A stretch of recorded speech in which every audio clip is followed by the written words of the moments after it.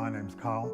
I'm a HIV positive gay man, and I've been HIV positive for 7 years now.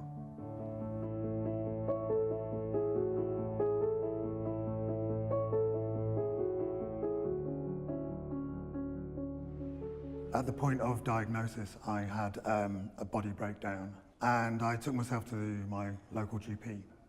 Told him my symptoms. He gave me some antibiotics to take away for 7 days, and at the end of the 7 days, the medication, well, the antibiotics weren't working. I started to think a little bit more about things because I'd known I'd put myself in some risky situations previously.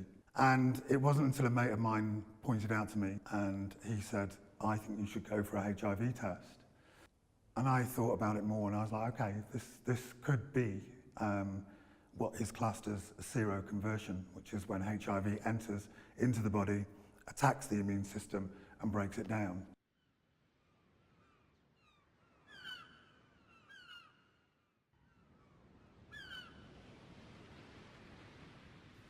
The changes I made at the time when I was diagnosed was more to do with my attitude towards HIV and other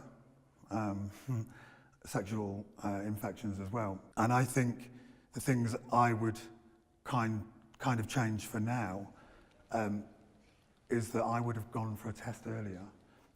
If I'd known a little bit more about HIV at the time, or I had had some education about it, at least from school, and I hadn't, then maybe I would have clicked a little bit sooner.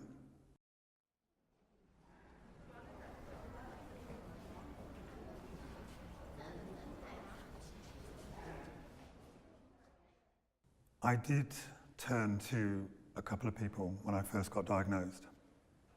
One, bizarrely, was my ex-partner's mum, and I confided in her that I'd just had a HIV test and it was positive.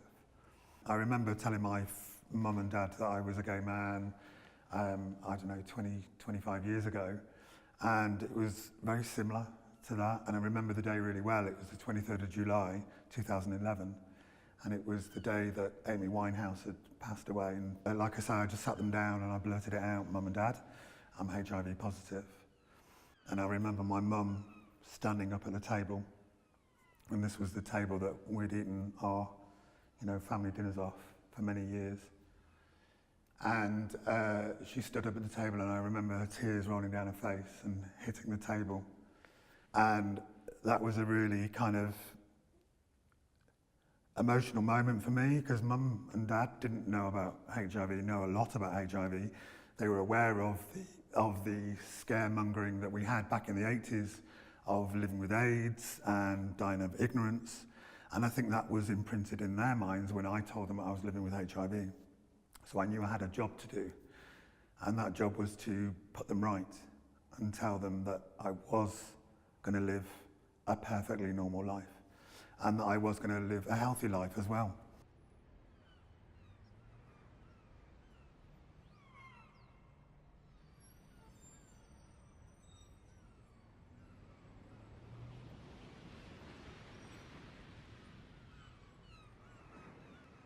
It's more of a personal touch when you go to the charity, and I think that you, in your area, do a little bit of research, find out what's closest to you, because the charities that offer the help and support, I've been working in the UK for a very long time with people living with HIV, so they know what they're talking about.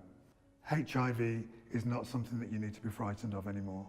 With more education, the medication that also is provided to somebody living with HIV, all I ask you to do is go out there and send a positive message out for people living with HIV.